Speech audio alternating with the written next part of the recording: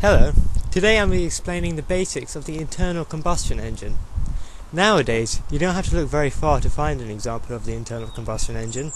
From the car next to me, to lawnmowers, power generators, anything that requires powerful rotary movement has an internal combustion engine in it.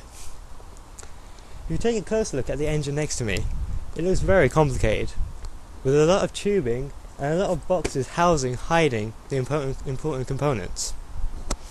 I happen to know a bit about this engine. In fact, it's a 2-litre BMW 4-cylinder engine with 16 valves. Sounds pretty complicated, but the basics are the engine's housed in here along with the cylinders. Although there are hundreds of parts to this engine, each with their own important bit in getting the car moving, probably the most important bit is the cylinders. Follow me inside, where with the aid of some basic diagrams I'll explain how these cylinders work. The picture shows a cylinder, just like one of the 4 from the BMW engine we just saw. There are 4 main parts to this. The valves. The left-hand valve opens to let the air and petrol mixture in, whilst the right-hand valve allows the exhaust to escape. The spark plug creates a spark that ignites the petrol and air mixture.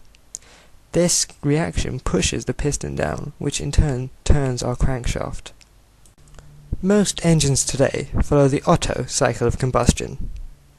There are 4 parts, or 4 strokes, involved in this process. The first part of the process is called induction. Our first valve opens, filling the cylinder with the air and petrol mixture. The incoming air pushes the piston down. Next comes the compression phase. Both valves are closed, so none of our mixture can get out. The crankshaft turns, pushing our piston up, compressing the air and petrol mixture. This compressed mixture is far more reactive and provides more energy upon combustion. Our spark plug comes into play on this step, igniting the petrol and air mixture.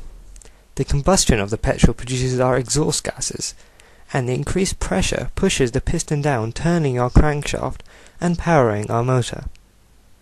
Finally, our right-sided valve opens, venting the exhaust, allowing the process to repeat.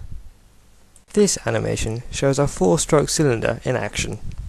It shows the vertical movement of our piston turning the crankshaft, which creates a rotary movement needed to turn our wheels. Although this has been a very basic introduction to how engines work, I hope it has inspired some interest, and encourage you to find out more by looking under your bonnet.